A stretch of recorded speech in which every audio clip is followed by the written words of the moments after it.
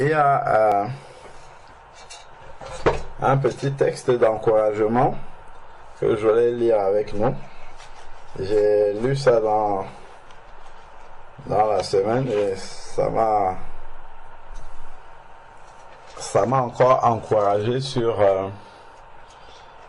la toute-puissance du Seigneur et vraiment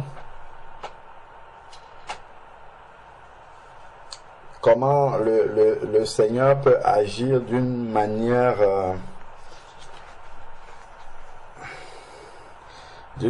qu'on ne peut même pas attendre. Prenons dans Esdras chapitre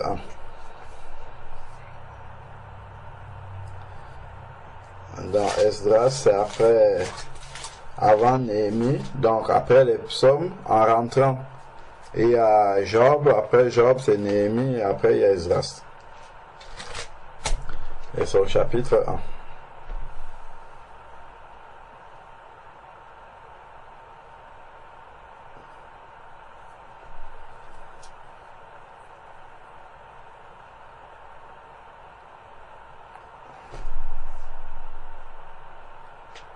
Dans Esdras chapitre 1, la première année de Cyrus, roi de Perse,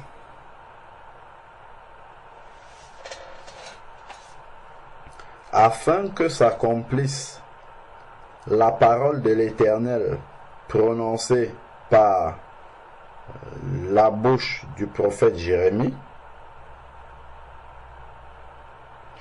Donc, j'ai regardé la référence, on va aller voir, avant de revenir continuer, c'est dans Jérémie 25, versets 11 à 12. Jérémie 25, versets 11 à 12. Jérémie 25, versets 11 à 12, il est dit, donc c'est l'Éternel qui prononce une sentence contre Israël parce qu'ils ont désobéi. Dans verset 11 dit, tout ce pays deviendra une ruine, une désolation, et ces nations seront asservies au roi de Babylone pendant 70 ans. Mais lorsque ces 70 ans seront accomplis, j'interviendrai contre le roi de Babylone et contre cette nation,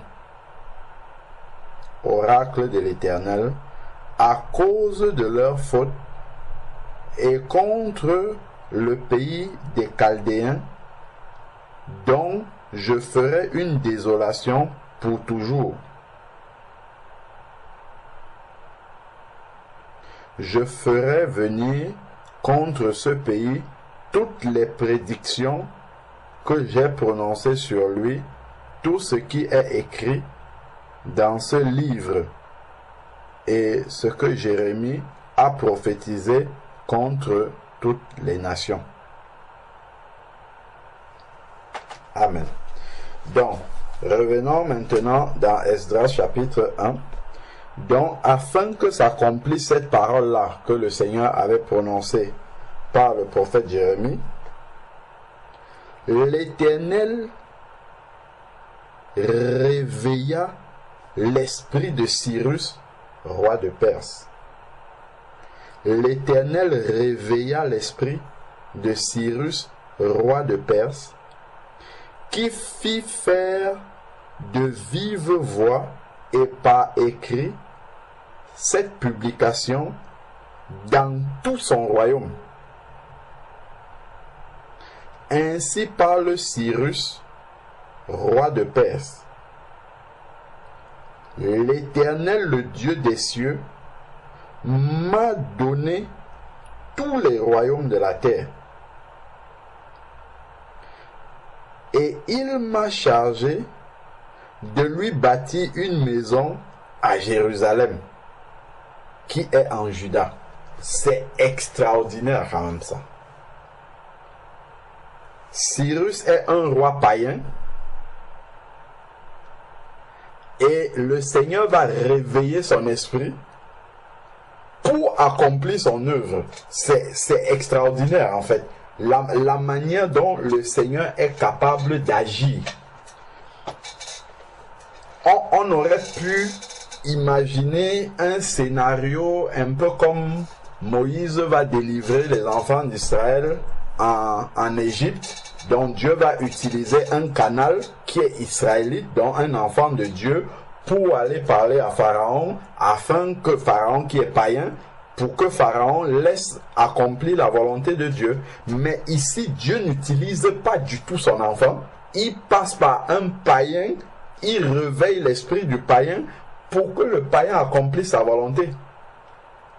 Et le païen, le roi païen, promulgue une loi dans tout son royaume et reconnaît déjà Dieu comme étant le Dieu des cieux, donc étant le véritable Dieu. Pourtant, lui, il est païen.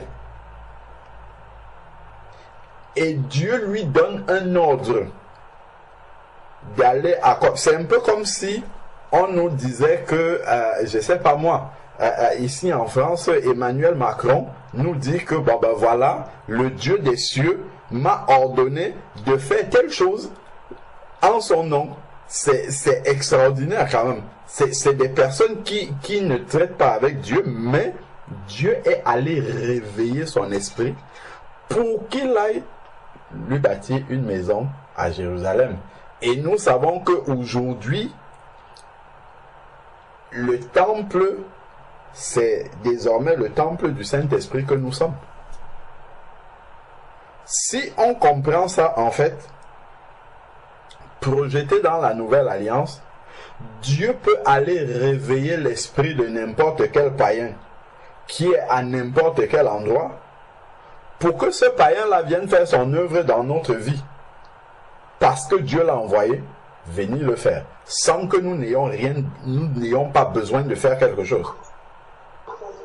C'est pour nous montrer vraiment comment, jusqu'à quel point Dieu est capable d'agir pour que son plan s'accomplisse. Ça peut se multiplier dans n'importe quelle situation. Par exemple, dans le domaine administratif. Si par exemple tu es un enfant de Dieu, puisqu'on parle du temple, tu as peut-être une situation administrative qui est bloquée quelque part sans que tu n'aies besoin de rien faire. Dieu est capable d'aller toucher un administrateur là-bas.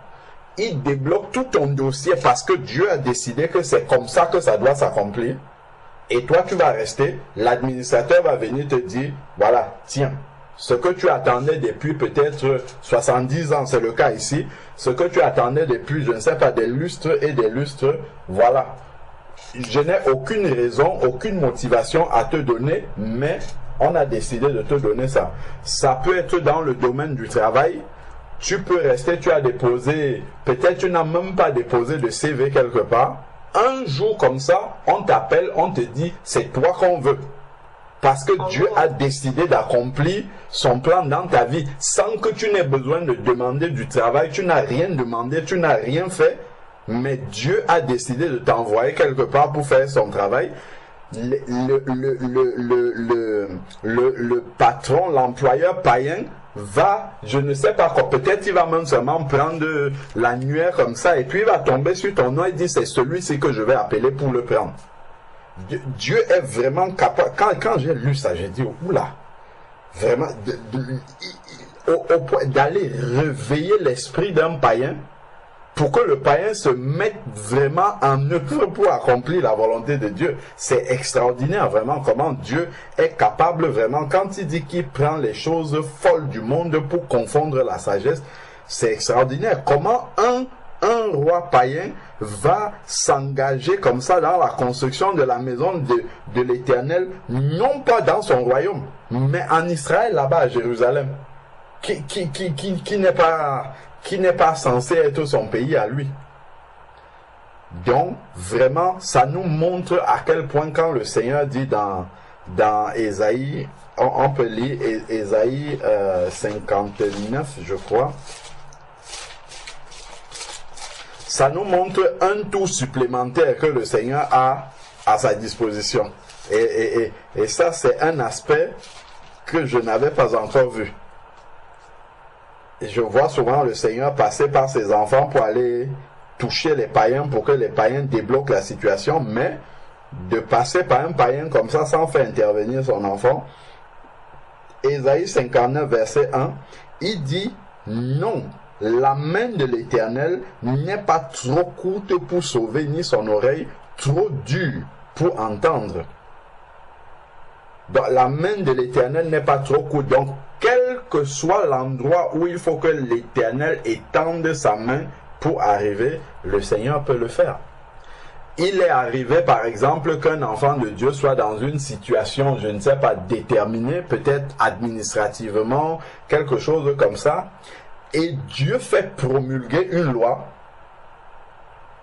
Le gouvernement, ils ne savent pas pourquoi ils ont promulgué cette loi-là. Ils font promulguer une loi. L'enfant de Dieu passe au travers je sais pas moi, au travers de cette loi-là, accède aux bienfaits que Dieu veut faire dans sa vie. Et après, peut-être la loi va sauter.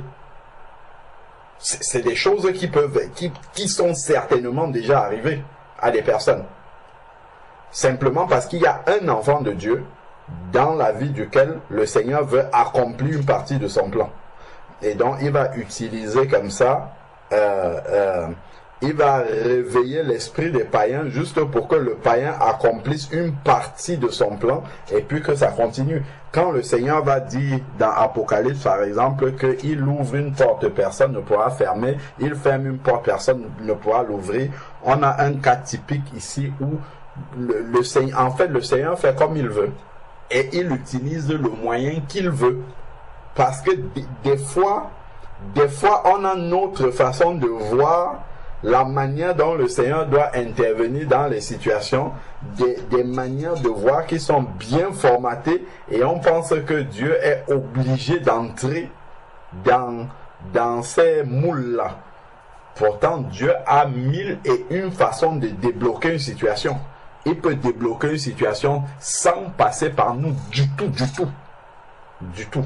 La solution peut venir d'un endroit qu'on n'a jamais envisagé que ça pouvait être comme ça que le Seigneur débloque les situations. Donc, voilà le projet maintenant que le roi Cyrus a. Verset 2. Donc, voilà la publication qu'il a faite. Ainsi parle Cyrus, roi de Perse. Bon, non, ça on a lu déjà, verset 3, autant pour moi. Qui d'entre vous appartient à son peuple? Ça, c'est Cyrus qui demande ça. Qui d'entre vous appartient à son peuple? Que son Dieu soit avec lui. Et qu'il monte à Jérusalem, qui se trouve en Juda, et bâtisse la maison de l'Éternel, le Dieu d'Israël. Ce n'est même pas le sien. C'est le païen maintenant, le roi païen, qui va motiver les Israélites pour aller construire la maison au Seigneur. C'est vraiment un plan à l'envers en fait. Ouais. Les Israélites qui devaient être là à négocier pour que le roi les laisse partir, mais c'est le roi qui vient les motiver en disant vraiment, qui appartient à Dieu là parmi vous, allez-y construire la maison à Jérusalem, en Juda là-bas. Extraordinaire, ce plan de l'Éternel là. Alors, ensuite, maintenant, il dit, verset 4, de tous les endroits où séjournent tous ceux qui restent du peuple, les gens de l'endroit les muniront d'argent, d'or, de biens et de bétail avec des offrandes volontaires pour la maison du Dieu qui est à Jérusalem. C'est fort ça quand même. C'est-à-dire que le roi demande partout dans son royaume où il y a des Juifs qui habitent là, il demande aux autres populations de faire des présents, des cadeaux aux Juifs, en leur donnant de l'or, de l'argent, pour qu'ils aillent bâtir la maison de l'Éternel à Jérusalem avec. C'est-à-dire que des Perses, il demande aux Perses de son royaume de donner leur or, leur argent aux Juifs, pour que les Juifs aillent construire le temple de l'Éternel à Jérusalem avec ça. C'est extraordinaire quand même. C'est un peu comme si, je sais pas moi, le président des États-Unis ou bien de la France, il se lève et puis il dit, je sais pas moi, à d'autres employés, ok, désormais lorsque, je sais pas, le président Donald Trump, il dit, bon, allez, désormais, telle entreprise, lorsque chaque salarié prend son salaire, dans son salaire, il enlève par exemple 50%, il donne à un chrétien qui est dans ses environs. Imaginons un peu une telle loi. C'est extraordinaire. Et ça, on ne peut pas expliquer ça. Et il n'y a que Dieu qui est capable de faire une telle chose. C'est fort, hein? C'est-à-dire que, par exemple, si Dieu veut accomplir son plan, par exemple, il veut t'envoyer faire quelque chose, je sais pas, tu dois faire un travail pour le Seigneur, ou bien il veut exaucer une prière que tu lui as demandé, par exemple, tu as par exemple besoin, je sais pas moi, d'argent pour faire quelque chose pour la gloire de Dieu, et tu ne l'as pas. Dieu est capable de toucher ton employeur, sans que tu n'aies rien demandé, sans que tu n'aies rien mérité, sans que rien du tout, on t'octroie une prime que tu n'attendais pas pour rien. Dieu est capable de faire ça. Et puis tu vas aller faire le travail du Seigneur, comme ça. Ce sont vraiment des facettes du Seigneur qui doivent nous amener vraiment à compter sur à s'abandonner complètement au Seigneur et de dire, quelle que soit la situation qui est devant moi, quelle que soit la montagne qui est devant moi, quel que soit le problème qui est devant moi, si cela participe au plan de Dieu dans ma vie, le Seigneur est capable de débloquer la situation par les moyens les plus insolites selon l'intelligence humaine, en fait. La solution est capable de venir des personnes ou des institutions dont on ne pourrait jamais s'attendre à ce que ce soit eux qui viennent nous. Par exemple, le trésor public, les impôts, c'est toujours à eux que nous on doit donner de l'argent. Imagine un peu, Dieu décide, le trésor public t'envoie un chèque de je ne sais pas combien de centaines de milliers d'euros parce que tu dois aller faire un travail pour le Seigneur. C'est des choses que Dieu est capable de faire.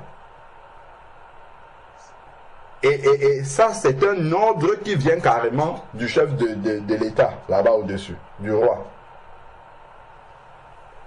C'est là où, quand nous voyons dans Romains chapitre 13, où la Bible nous dit que toute autorité vient de Dieu, on voit dans ce texte-ci, cela nous montre vraiment que ces autorités sont au service du Seigneur. Si le Seigneur veut intervenir pour incliner le cœur des rois, je crois qu'il y a un proverbe qui dit que le cœur des rois est dans la main du Seigneur. Si le Seigneur veut faire passer sa volonté, il le fait. Là, on a un exemple. Le Seigneur veut faire bâtir sa maison. Il aurait pu choisir Esdras et Néhémie, un peu comme Moïse, et leur dire, bon, vous allez voir Cyrus, et puis vous lui dites qu'il faut qu'on aille à Jérusalem pour construire. Non. Il réveille directement le roi, et le roi entreprend de faire le nécessaire pour qu'il ne manque rien pour aller rebâtir la maison de l'Éternel. Verset 5. Alors, les chefs de famille de Juda, de Benjamin, les sacrificateurs et les Lévites, tous ceux dont l'Éternel réveilla l'esprit Donc, le Seigneur a réveillé l'esprit, non seulement chez le roi païen, mais même les Juifs qui étaient en déportation dans le royaume administré désormais par la Perse et qui était Babylone avant, eux-mêmes, ils avaient fini par s'endormir et oublier même la prophétie de Jérémie. Sachant que cette prophétie-là, c'était sur 70 ans, il devait s'arrêter. Eux, ils avaient oublié ça. Le Seigneur, parce qu'il y a une prophétie qui est accomplie, de la même manière, nous tous, il y a une prophétie sur nos vies. C'est pour ça qu'on dit que le Seigneur a des projets de paix et non de malheur pour nous. C'est-à-dire qu'il a des projets pour notre vie. Et ces projets-là, en fait, c'est une prophétie. On peut la connaître ou on peut ne pas la connaître, mais il y a une prophétie pour notre vie. Et donc, pour que cette prophétie-là s'accomplisse, Dieu est capable de mettre en place des plans comme celui que nous sommes en train de voir pour que le projet du Seigneur s'accomplisse jusqu'au bout. Donc, il va réveiller aussi l'esprit des Israélites. Tout ce dont Dieu réveilla l'esprit se levait pour monter au pays et bâtir la maison de l'Éternel qui est à Jérusalem. Donc, une fois que le Seigneur a réveillé leur esprit, ils se sont levés et il n'y a même plus de permission à demander au roi pour aller le faire. Ils ont immédiatement l'aval c'est même le roi qui les a motivés à partir. Donc ensuite, maintenant, tous ceux qui les entouraient leur apportaient une aide. Donc, les autochtones du pays de Perse, là où ils étaient en déportation esclave. Imaginez-vous un peu que vous êtes esclave et c'est votre maître maintenant qui vient vous faire des présents en vous disant bon, vas-y faire ce que tu as allé faire dans ton pays là-bas et puis voilà. C'est extraordinaire quand même ça, la manière dont le Seigneur agit là. Tous ceux qui les entouraient leur apportaient leur aide sous forme d'objets d'argent, d'or, de biens, de bétail et de largesse, outre toutes les offrandes volontaires.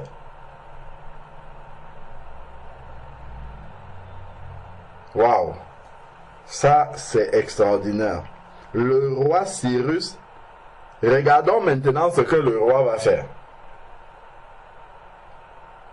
Le roi Cyrus rendit les objets de la maison de l'Éternel que Nebuchadnezzar avait fait sortir de Jérusalem et placé dans la maison de son Dieu.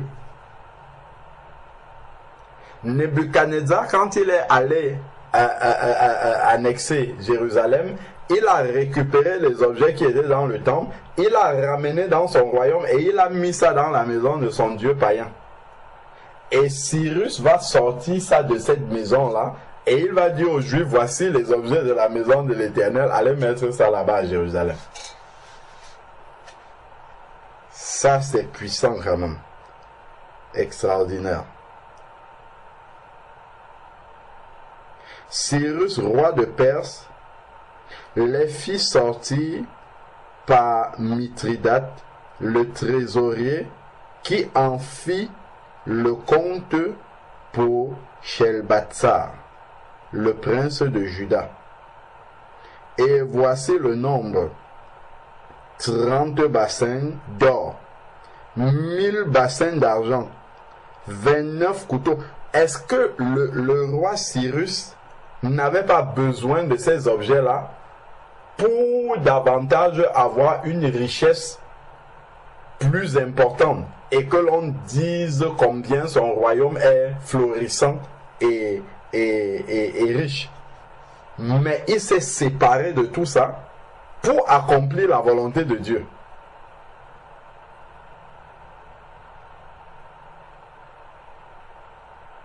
Et Cyrus, quand nous regardons l'étendue de son royaume, ce n'était pas comme les présidents qui sont présidents d'un pays seulement. Le royaume sur lequel il règne, c'est plusieurs provinces. Hein. C'est énorme. C'est des continents, en fait, aujourd'hui. C'est sur des continents, en fait, qu'il règne. Mais il va se soumettre comme un enfant à la volonté de Dieu sans discuter. Il n'a même pas, on ne dit même pas qu'il a essayé de combattre avec cette volonté qui venait. Il a obéi comme si il n'avait pas de choix, quoi. Il a obéi avec joie même. Quand on voit la manière dont il obéit avec joie au Seigneur. Et il n'y a personne dans son royaume qui vient lui dire, roi, qu'est-ce que tu es en train de faire comme ça? Tu oublies que c'est un peuple qu'on a annexé qui peut se retourner contre toi. Non, pas du tout. Il a simplement obéi à la volonté de Dieu.